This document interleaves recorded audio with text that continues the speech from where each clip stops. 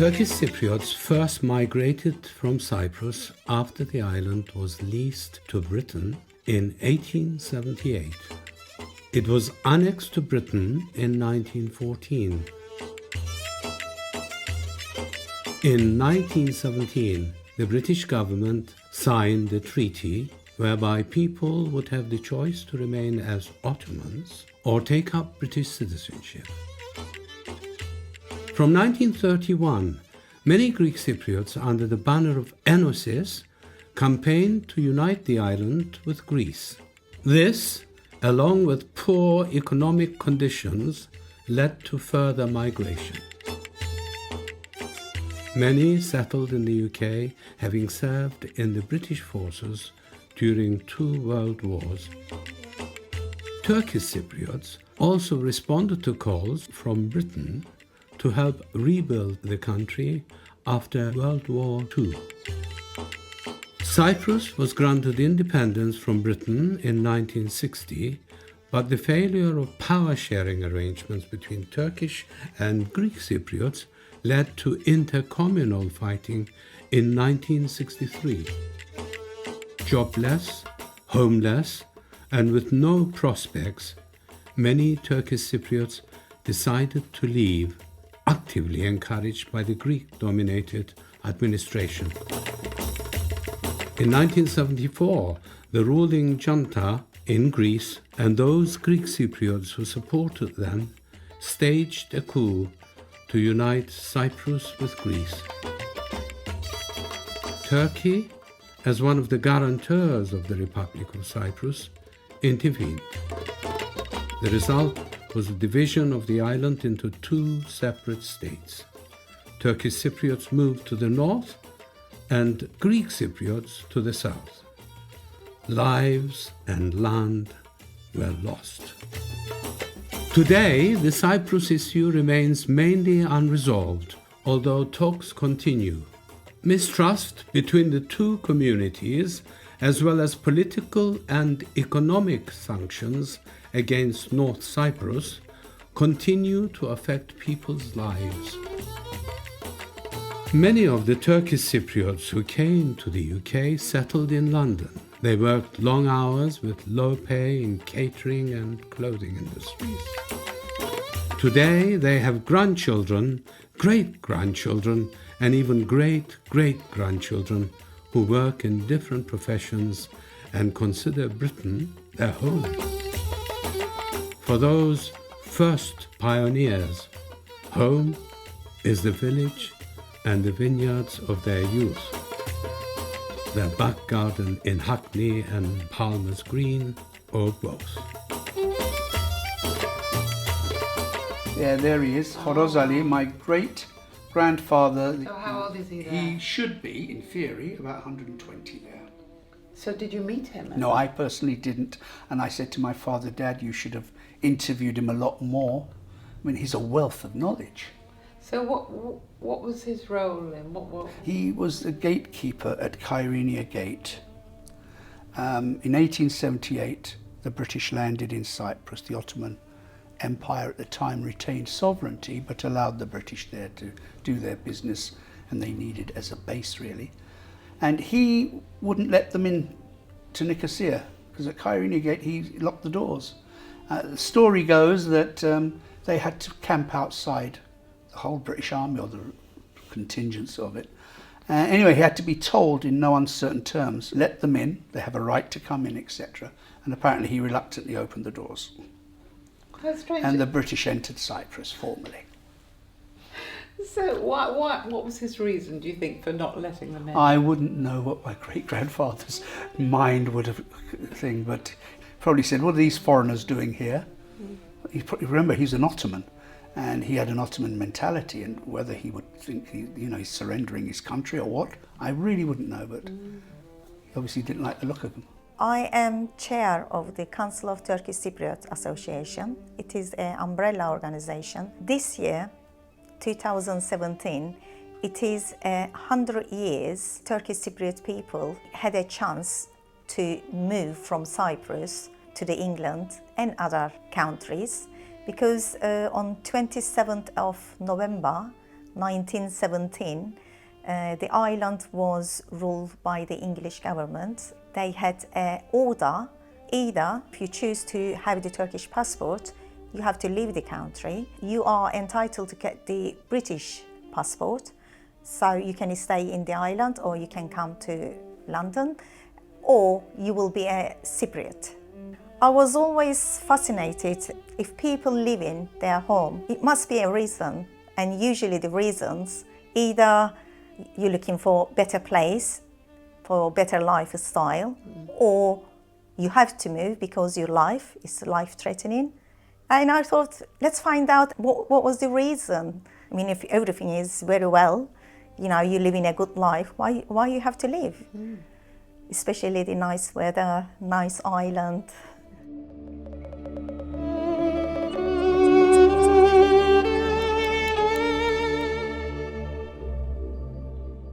That's myself and my older sister outside our house in Cyprus. Oh, lovely. In my birthplace, yeah. That's your birthplace? Yeah. And is it an old stone house? Yes. And what was it like? Did it have electricity and stuff? Of course not. So what did it have? It had No, rooms? you like just a room, and then maybe another little room at the back, which is no windows, I would say. Yeah. Yeah, and just candles. So what a change from here to this house. Yes, Amazing journey then, isn't it? absolutely. Do you feel that? Oh yes. So I'm glad and happy and sort of blessed to live in a years like this in a place, one room with no electricity, nothing, and come out fit and still here. So you Yeah. enjoyed it, you were happy there? Happily it was, definitely. That is one of the happiest times of my life. Great photos. So tell me, who is this? My dad. That's your dad? Yeah, my dad. Oh, look, he looks quite... Yeah, very fat. And this was the house we lived in. There was a time when no household had any running water. The only water was the fountain that came from the mountains. It was continuously running, night and day. Animals drank from here, and people gathered and talked and gossiped as they waited for their turn to fill their cups and take them home. But this is actually the house that was yours, that was This flattened. was the house, and apparently I was born in the bottom part of it. It was in two. What do you remember as your happiest memories of that time? Just the freedom, I think. I was very interested in music and dancing. And I remember dancing around in the orchard, and the whole village watching me from above. You were dancing on your own? Or? Yes, I was dancing on my own. And people at the cafeteria just stood there and watched me doing this, and then they all clapped. You could hear them. How old were you then? I think I must have been about 12. My village is one of the prettiest villages in Cyprus. It's below the mountains of Troodos. A small village house, but so happy. We used to have a village garden, and my mother was fond of animals. Pigeons, rabbits, all the sheep, cow, donkey, you name it, we had it. It was a big garden like a zoo. Oh, fantastic. And 2 acres of orange garden in front of my house. We used to live with the oranges, lots of vitamin C, you know, of course. Which place were you born in Cyprus? Paphos, In Paphos? yes, Ah. one of the small village near. It is about 1.5 miles distance of the Makarios, first president of Cyprus. I know him and his family. How do you know Makarios and his family? His mother of Makarios needed the dresses. My mother, she was a good dressmaker.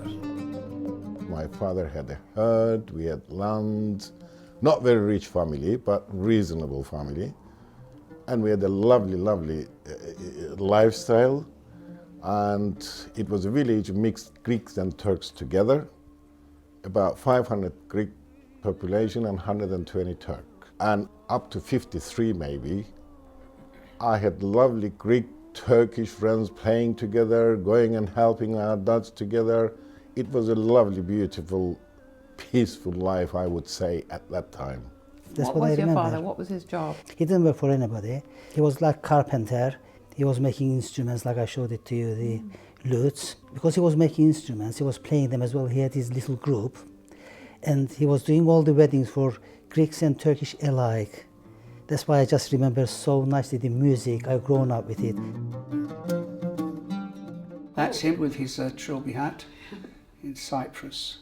It looks He so loves English, plants. kind of. Well, most people who wanted to get anywhere used to go to the English school. It was like the Eton of Cyprus. It was run by the British. A lot of the soldiers, the British soldiers. Some British soldier. He is very best friendly. So these two British soldiers died. Tony and David. Because the EOKA started in 1954. They were killing British people. They never touched us during those years. But we had English friends. We used to accompany them to their houses every now and then. There were boys like us. Yeah.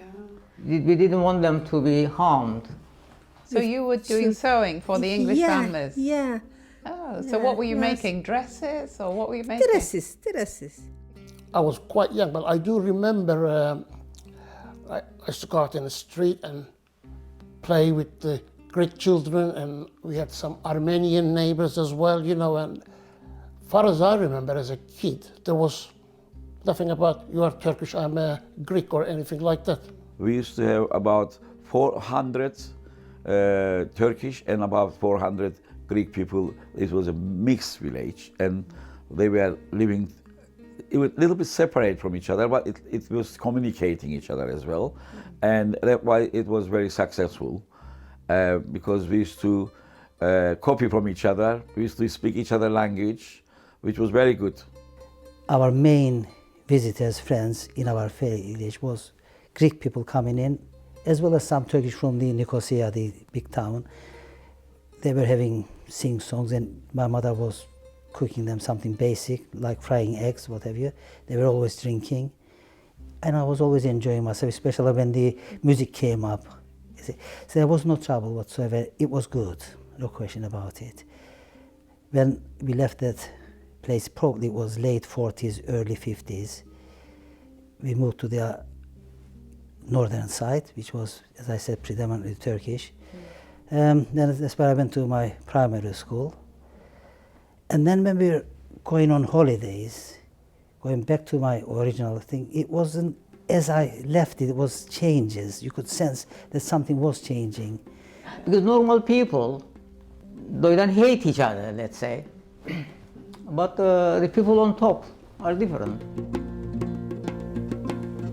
I was part of the resistance forces then. It wasn't a regular army then. It was just like you can see the clothes. When the Greeks, they start massacring the Turkish villages, that's why we were joining these forces. Even the 15-year-old child used to run away from home to go and join the forces to help each other to protect the people. But later on, they start becoming like an army. Okay. So they create an army, better gun. As you see now, they become independent Republic of Cyprus. 1954 was that date when things just went absolutely, totally wrong. In Paphos, on one side was my father's house, and on the other side we had neighbors whose daughters had the next two houses. And we were friends and talked always, and suddenly they were not talking to us, and we were not talking to them. On this one occasion, when my teacher's husband was killed, alongside that several English soldiers were killed as well. And the British Army was enraged, and they were out ready to kill. They came barging in with bayonets, and then they saw the Turkish flag, and they stopped. They realized they were in the wrong house. And then they went out and they went to our Greek neighbors, and soon after that, we could hear cries. People crying desperately for help. Just ridiculous, really. But after this grievous trouble, we don't want to live. Because any time they kill, we can't go outside. Did it stop you going to school then, the curfew? Yes, yeah. We couldn't go to school, we couldn't go out, we couldn't do anything. Was it frightening? It was, actually. What did you do? We had the British soldiers patrolling the area, and nothing. We just tried to amuse ourselves, you know, playing games and this and that. There wasn't much you can do. There was even a while in the 50s you couldn't ride a bicycle. This was a British law because people were bombing police stations and other places with bicycles, which is very silent. Okay. And the most comical thing I remember, groups of young Turkish men, because they couldn't ride bicycles, they used to go around in the city riding donkeys as a protest. The Turkish community was 4 times more than Greeks. Most of them, because of the pressure, they crossed and they went to Turkey. It's only 36 miles. Greek politicians got involved with the Greek Cypriot politicians, and they started injecting them this nationalism, the Greek patriotic feelings, and when they were coming to the village, they started poisoning the youngsters. And us, the Turkish boys, we could see that going. You were 13 or 14 at that stage. And that's where my worries began. If my next door neighbor, he's been found with a gun in his hand and he's been taken into prison, and he comes to visit his very younger brother whom is ill, and we were taking care of that child, instead of turn around and give us a smile, because we grew up together, turn around and he says, Zito enosis, I mean, long live United Cyprus with Greece. That was a shock to me. It was the first shock I ever had in my life. So what happened in 1956? 1956 is the time that EOKA came out in the open, and they started shooting the British soldiers.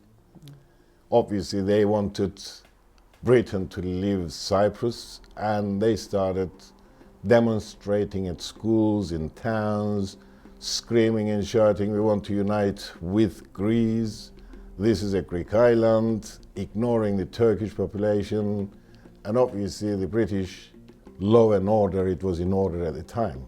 And Britain struggled quite a bit for some years. The police force was a mixed police force. It was Turkish and Greek members in the police force. But obviously this EOKA situation, it started threatening some of the decent Greek police officers, some of the decent Greek people, and make them support the EOKA belief to unite with Greece. Britain at the time, they started employing some commandos, we call. They took some Turkish young people, and they were using them against the Greek EOKA, because the Turks knew the island. The English soldiers coming from London, Manchester, Birmingham, whatever, they were strangers in any country. So the Greeks, they started getting aggressive against Turks this time. You supporting the British, you are not united with us.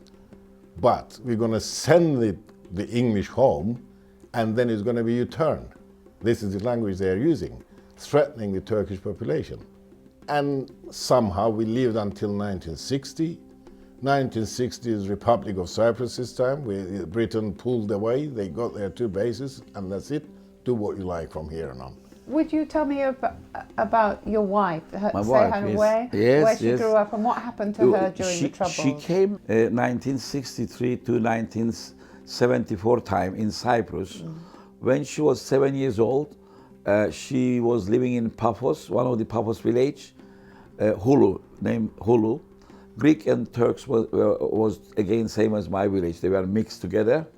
So one day, about 1,000 Greek men attacked their village, and the ladies was working in the field. They saw the Greek people, Eoka, was coming with the guns and all that. And she ran to the shop and to the cafe and tell everybody, here, wake up, you know, the Greeks coming to kill us.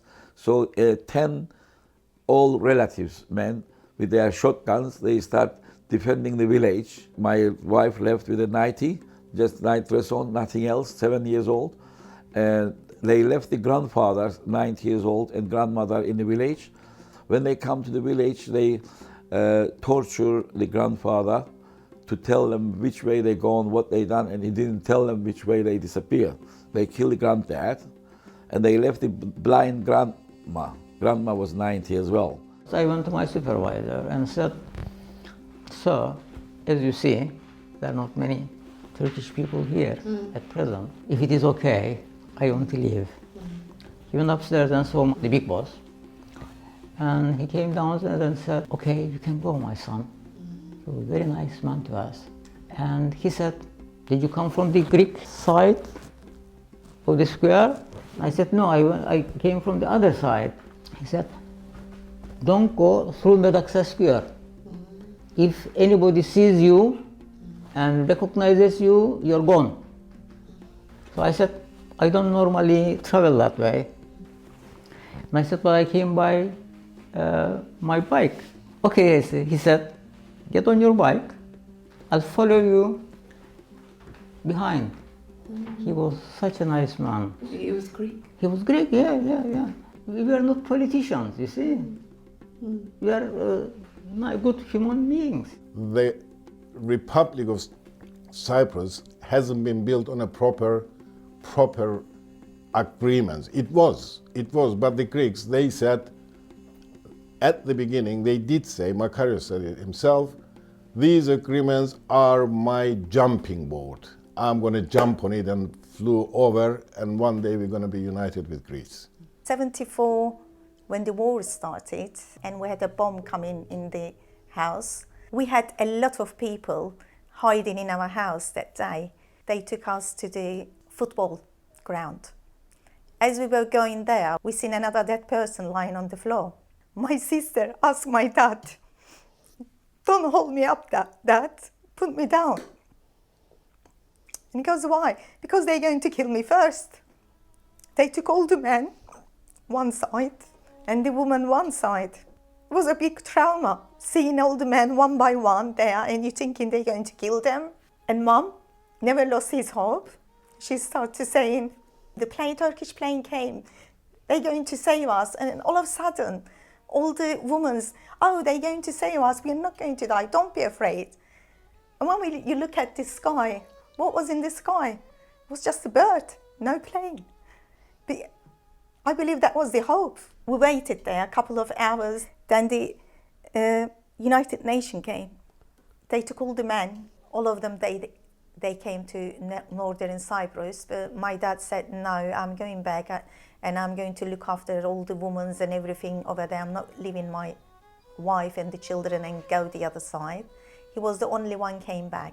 So we heard people, they crossing by walking, and we decided to cross for our freedom. And we walk one day, one night. On the second day, we had big lights coming where we were passing with the machine gun, and they start to announce, "We got you, we know you're running away, so you're not going to get anywhere." We went back to Paphos. So everybody went to their house. Do we learn? Freedom is more important. This time, 3 days, 3 nights. On the third day, we came Günebakan, which is near the Lefke. And I remember again my mother. She kissed the floor when she's in the Turkish army over there with the flag. She bent and she kissed her. Thank God we're here. And we made it. 1974. Yeah. I lost my sister. Is being shot by Greeks in the school. 8 people they killed that day. But still my sister, she never been found. This is the passport of my grandfather. It's got my grandmother and father in the picture as well. 1931. 1931. So this is a British passport? It is a British passport. Of course. Cyprus. Amazing. I came here in 1958 and we went, I think, Üsküdar. Güvercine derler Leyla. Trafalgar Square. Yeah. We went with my auntie, cousin. How old were you there? I was 21 years old. 21 years old. Yeah, I came 58. And how long did you stay? 3 years. My sister, who looked after me more or less when I came here. Is this you? And that's me. She's gone to Australia. And this is before marriage. I love these headdresses. I saw these. They're sort of typical wedding headdresses. Yeah, not uncommon, but... Very beautiful. So where did they get married? They got married in Cyprus, as I said, in March 26, 1950. Then took a boat, I think, to Rome, and then from there by train to Victoria Station. And of course, my mother hadn't been out of the country, didn't know a word of English. She was 19, so you can imagine what she would have been going through at the time. My father was very enthusiastic. He was about 24, looking forward to it. Do you think she was? I think she was very tight with us because she saw herself being in a foreign country. We're only here temporarily.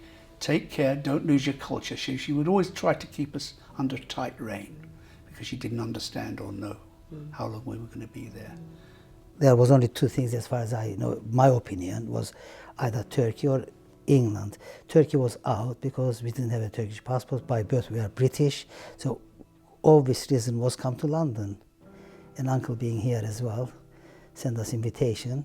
So in 1958, we got the boat from Larnaca, that's right. Then we came to, I think, Rome, and from there got the train. 3 days journey or so, we came to good old London, England. In those days, not many people flew.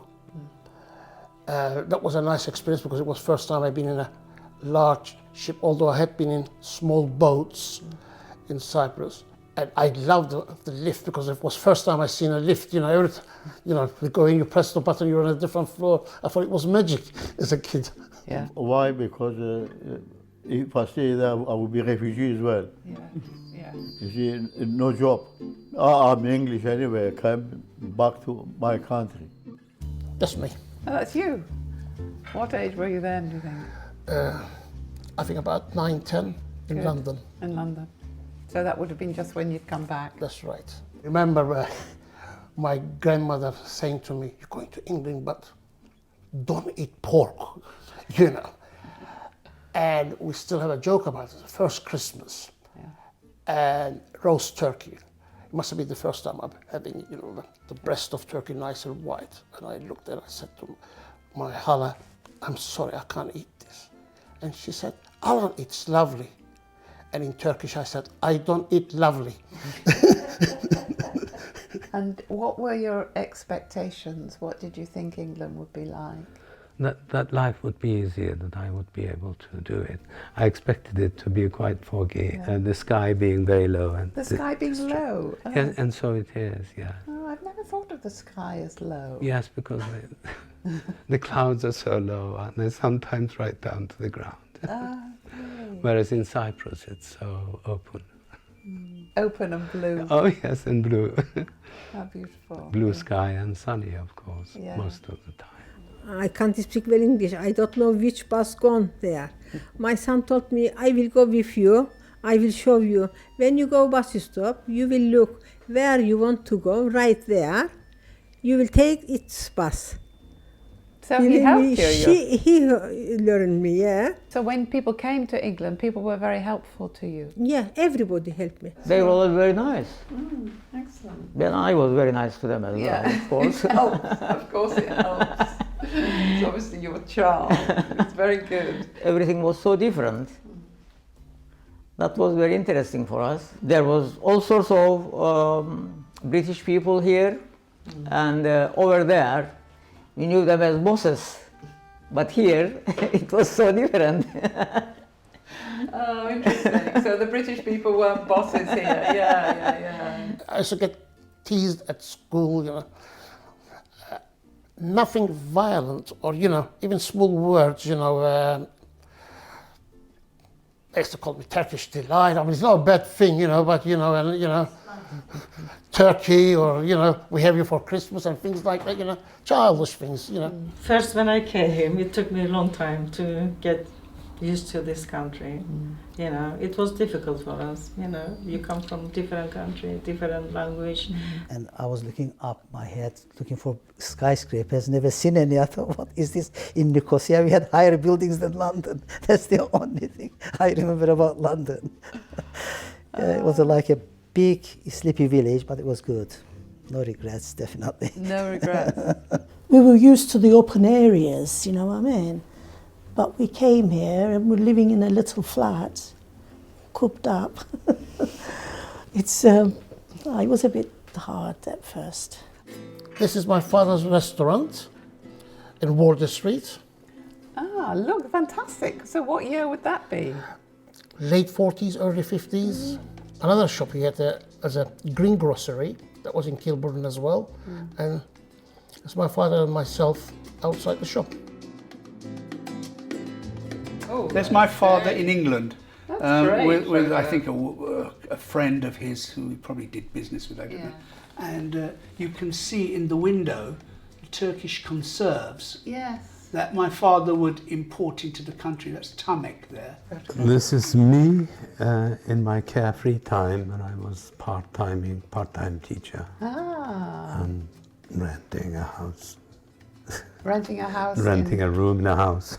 Oh, you look very young and waistcoat, very trendy. Yes, it was fashion then. And Yeah. flared trousers. Flared trousers and a waistcoat. Yes. Yeah. I couldn't find any job there in Cyprus. That's the way I came here. Okay. You see, I find a job In Greenwich. a scrap metal machine. I lost my hand there. 1960. I've been back to the labor exchange, and then they find me job as a lift attendant. I was one of the lucky ones. I've been transferred into the House of Parliament. Oh, right. I've been recommended by leader of the House of Lords, my medal. Oh, a medal. Yes, MB. Oh, fantastic. Oh, it's a great story. After 36 years. Oh, fantastic. Although I was always in the front line of innovation, I couldn't get a full-time job. It wasn't because I didn't apply, and it wasn't because I couldn't do interviews.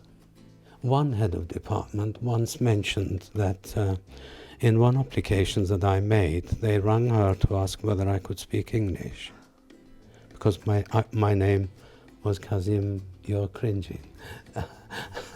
I spent many years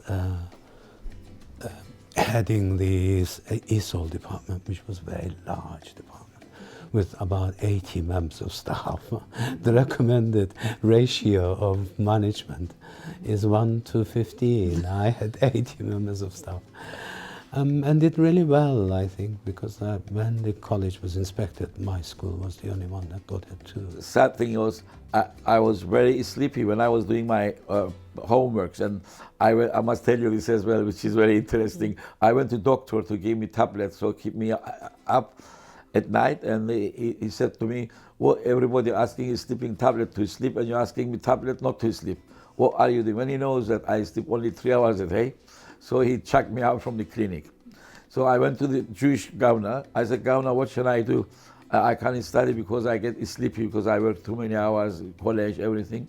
So he was smoking pipe, and he gave me from his matchbox too much. He said to me, here is too much. I said, what I'm going to do? He said, put in your eyes, one in one eye and one in the other eye, so you can keep your eyes open. So he studied. Oh. I think I've been to a Turkish bookshop in Green Lanes. How That funny. probably was his. Yes. Yes, it's right down the end of Green Lanes towards the Newington Green. Yes. On the right near the Yes. Pegasus pub. Yes. That was my father's bookshop. Where was this cafe? in Blackfriars Road. Yeah. We worked there many years. Very good 36 time years. there. And it was an English cafe, it wasn't Yeah, a yeah, Turkish yeah. cafe. English breakfast and lunch, yeah, and we used to have a lovely customer. We only gave up 4 years ago. Yeah. Oh, really? Yeah. Ah.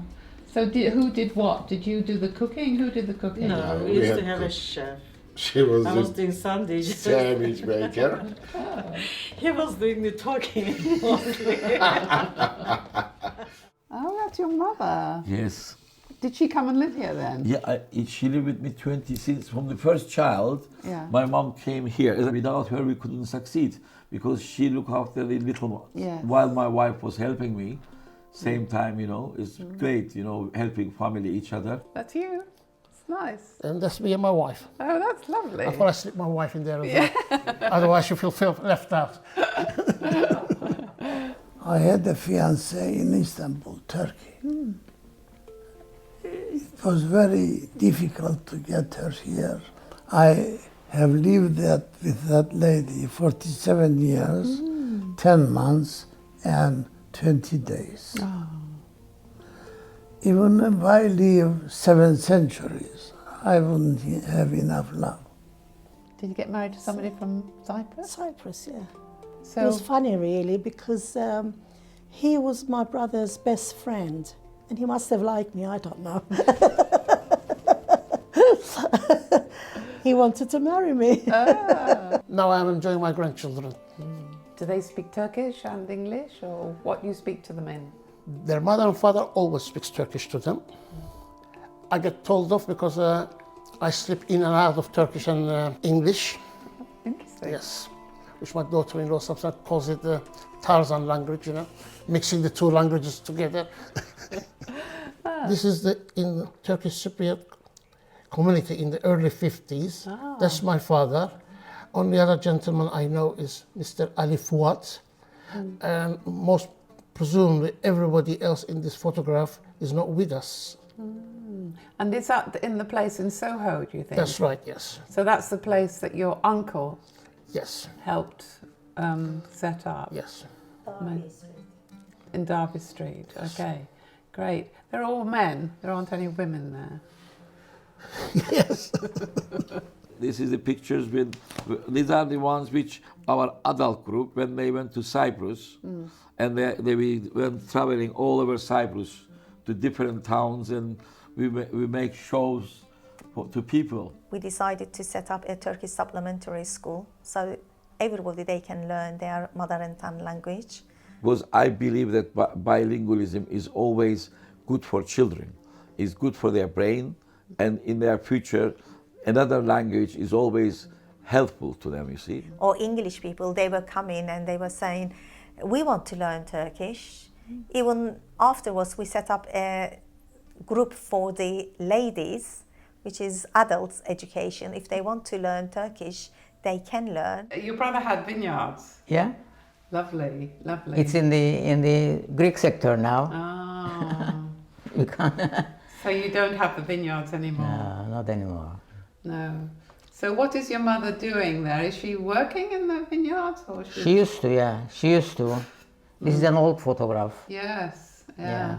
But you don't go back to where you grew up. I did once, and there was nothing there.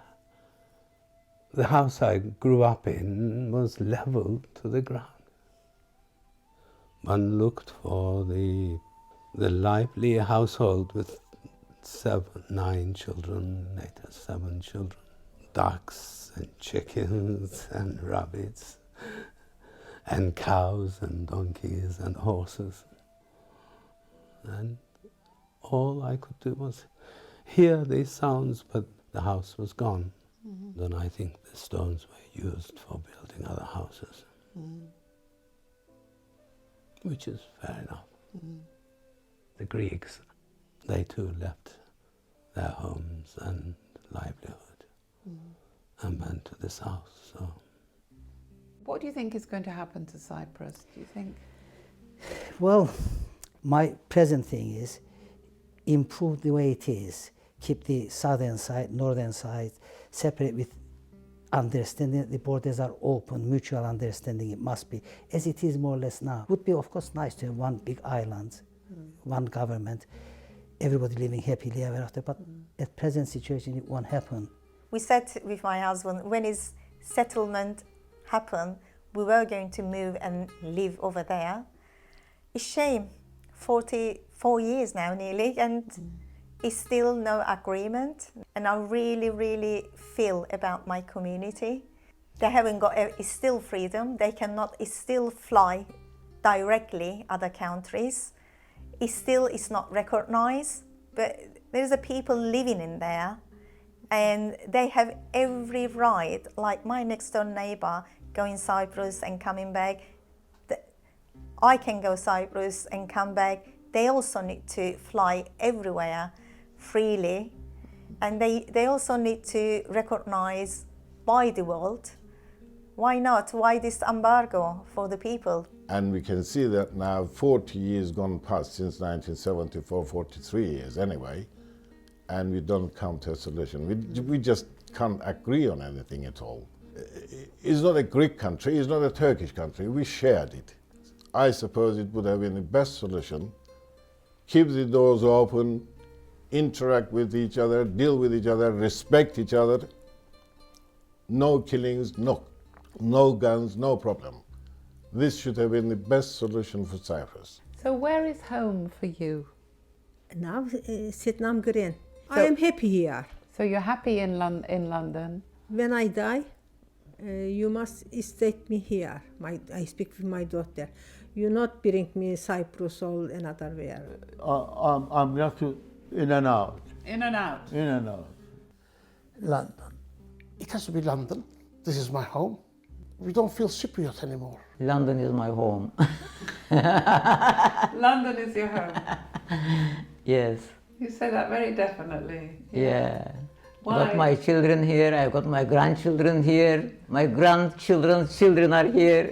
Oh, really? You've got grandchildren, so your great-grandfather? Yeah. England, London, this is home. Erlanger Road was the first road I stayed in London. We had a house, my father bought a house there in New Cross.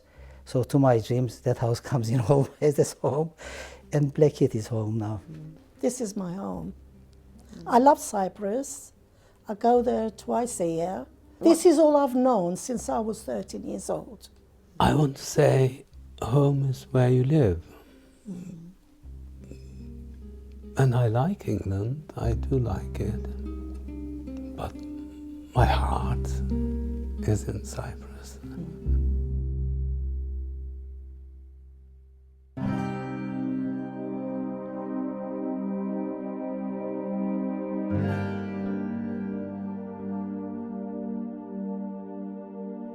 Look through the world, and thou shalt see 1,000 faces shine, more glorious than this. Idol thou adorest. Leave her, and take thy choice. 'Tis much less sin. Though in such cases as these, they lose that win. Thank you. And we'll close with that.